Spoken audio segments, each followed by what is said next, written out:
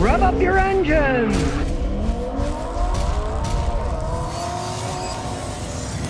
Well, if you saw that picture of the Honda E electric car, that's one of their future models, they say. It's a prototype model. It's like a Tesla Cybertruck, only done right. It's more interesting. It isn't as ugly. Honda had some pretty good engineers on this one. Check it out. I mean, it doesn't look like some crazy dream of what a truck should be. It looks much more like a real vehicle. Doesn't have side view mirrors.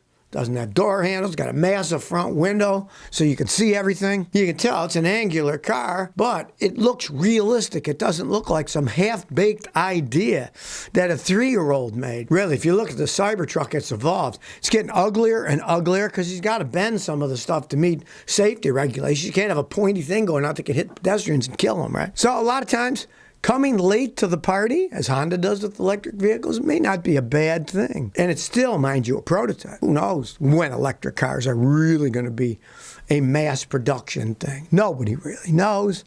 But hey, the longer you wait, the better they may come out, if you ask me. Nobody's talking about the biggest pothole for electric cars. There's not enough precious minerals around to make the stupid batteries. They keep saying they're going to have a revolutionary battery just come around the corner. Why do you think Elon Musk decided in his new Model 3s he's using lithium iron phosphate batteries instead of lithium ion batteries? Because the lithium iron phosphates are cheaper to make and they have less precious materials that there's a shortage of. That's the only reason he's doing it. The lithium iron phosphate batteries, they have less energy density than lithium ion. They have less range. They're cheaper to make. And he's already doing that now. If it ever comes that these crazy electric battery cars are going to be popular, there's going to be tens or hundreds of millions of them out there, where is the stuff going to come from? And if you're worried about range of an electric car now, yeah, wait till they start putting cheaper and cheaper batteries in them and the range gets lower and lower and lower. The technology may be there, but if there isn't the raw materials to build the technology, there is no point in it. Way back in the day when people tried to make gold out of other things, these magicians, and they'd think, oh, we mix this and we'll end up with gold. But if there isn't the good materials to build the right batteries, and they have crappy batteries in the short range, what's the point? And it is a big pothole for these electric cars. With not that many out, imagine if there's a whole bunch of them out, it's really going to be one stinker of a problem. Yeah, they keep saying, oh, we'll come up with better batteries, blah, blah, blah. Yeah, maybe, maybe not. They said there were going to be flying cars when I was a kid in the 60s. Well, there really aren't any flying cars around yet. Mark Samus 7 says, I'm looking at Highlander silicone wipers. I heard you rave about silicone windshield wipers. I'm going to buy some, but they're $70 for a pair of my 09 Highlander. Does anybody have opinions? Well, it's like anything else. You got to do a little research. There's a lot of companies making silicone wiper blades. Some are good, some are crap. People can say whatever they want in their advertising. Just like ceramic brake pads. I love Akabono ceramic brake pads. Best on the market. Quiet, stop grade, last a long time. Other companies, I've tried their ceramic pads and they were crap. Because the rule of what ceramic is a very wide-ranging rule. Just like full synthetic oil. Regular oil that somehow was synthesized. Some use steam, some use acid. But there's a very wide definition of what a synthetic oil is too. So if you do a little research and you see they're good, yeah. I gotta say that I've got Rain-X silicone wipers on my Matrix. Man, they're fantastic. They wipe just every once in a while, clean them off. They last a really long time. I put them on my wife's Lexus, and they used to go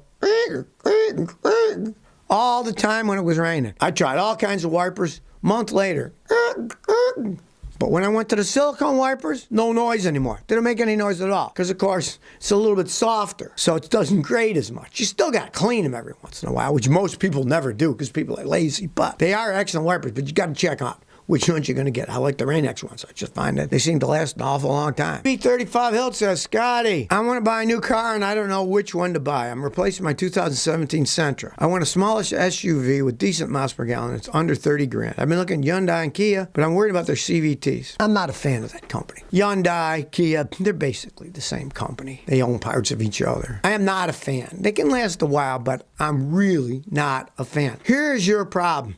And sometimes putting a limit will bite you in the rear end. You're not going to get a decent Toyota Honda SUV under 30 grand. You're actually better to go for a sedan, up the ante of what you're going to spend. If you get something for $38,000, $40,000. Toyota or Honda. It's going to last for 15, 20, 30 years or more. You're much better off than buying a Hyundai or Kia when it's 8, 10 years old, it's falling apart, and you got to get another car. Better to look forward, getting something that's excellent. Don't limit what you're going to spend. Because if you limit what you're going to spend, you're going to have a very limited choice. It's going to be cars that are somewhat crappier.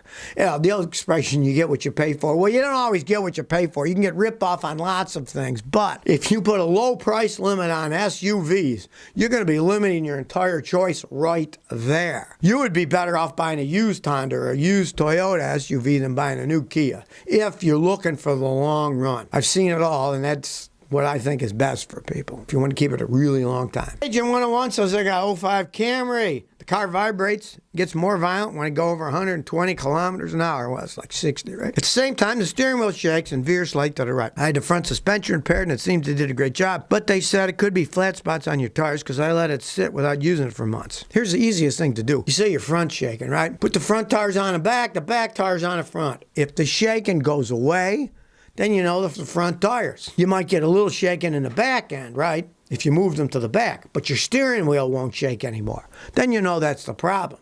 Unless, of course, all the tires have flat spots. But they're never going to have them in the same place, so it would probably do something different. First, put your front tires in the back of the front. If that fixes, leave it alone. If it doesn't, and it's shaking, but the wheel isn't anymore, then just replace the back tires. Always do logical stuff when you're fixing cars. You got 4 tires, you can move them around. It'll give you a good idea to analyze what's going on. I'm surprised the mechanics didn't suggest that to you. Mr. Fix says, got no for Jeep Liberty Sport. It acts like it hits a rev limiter. I'm only going to 2,500 RPM in parks. It runs rough at idle and bucks when you get to 20 to 25. Change oxygen sensors. Can't figure out. Help. First thing you're going to do, change your fuel filter. If it's clogged, it'll do that. After you change the fuel filter, if it still does it, pressure test the fuel pump. If the pump's weak, we'll do the same exact thing. Now, another thing that can do it is clogged catalytic converters. The catalytic converters burn hydrocarbons. They're little honeycomb things, but the honeycombs are little holes, tiny little holes. And if they get clogged up, the car won't breathe, and if it can't breathe out the back end, guess what? It can't go over a certain speed. That can also be pressure tested. What we mechanics do is we take the oxygen sensor off, the one that's by the catalytic converter, and we put a pressure gauge. If the pressure gauge shows that there's a bunch of pressure in there, that means the catalytic converter's clogged up. There should be very little, like maybe half a pound of pressure. You put a gauge in, it's like 5, 6, 7, 8, 9 pounds pressure. The catalytic converter's clogged up. That's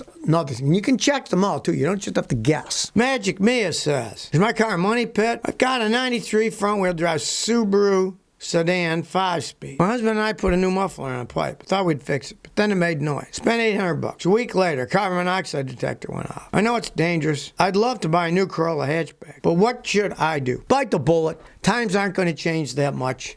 The prices aren't going to go down for a heck of a long time, probably. They'll probably go up. Look, you got a 93 Subaru. The thing lasted you a long time. It's time to say goodbye. Unless you want to just keep it as a second vehicle or knock around once in a while if it still runs. Don't put a whole bunch of money into that thing.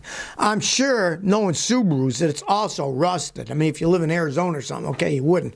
But if you live anywhere where they use salt on the road in the winter, I'm sure it's all rusted. It's probably falling apart. I'd say get the Toyota Corolla, bite the bullet, and then you could drive that thing for decades and decades and have no problems and no worries. And like I say, I probably don't think prices are going to come down for quite some time. So you might as well do it now and don't sit and wait for them to come down, because they may never come down again. Well, old Tesla's in the news again. They finally bowed to public pressure, and Tesla disabled that passenger play video games and moving cars. Come on now, everybody knows video games are distracting. And if the passenger's playing one, you know the driver's going to be peeking over and looking at it. Then it might be game over for everybody in the car as it crashes into something. They shut it up so you can't play the video games while the car's moving. Now, Tesla made this announcement one day after the National Highway Traffic Safety Administration said it was opening a formal investigation into distracted driving concerns with Teslas. Tesla isn't making any comments because, if you remember, Tesla disbanded its media relations department a while ago. They have no media relations department. Their complaints will fall on deaf ears. Well, in this case, on no ears at all, because there isn't a media relation company. It kind of gives you an idea, you know? Like, go to the complaints compartment and the door's locked and it says closed permanently. So finally they came up with a smart idea. Stop that. Do not distract the drivers. Distracting drivers, not a smart thing to do. So if you never want to miss another one of my new car repair videos, remember to ring that bell.